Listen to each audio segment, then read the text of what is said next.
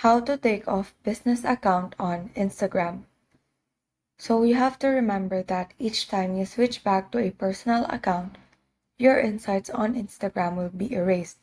So if this is alright with you, then all you have to do is to launch the Instagram application.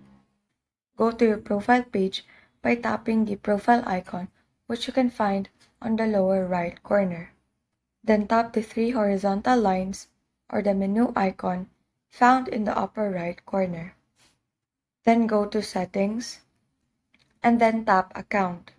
And scroll down to the bottom and you will see this option, Switch to Professional Account.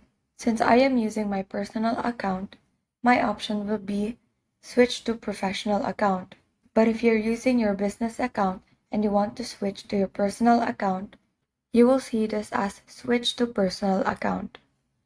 So just tap this option and then tap Confirm. And so that is how you take off business account on Instagram. Thank you and have a great day.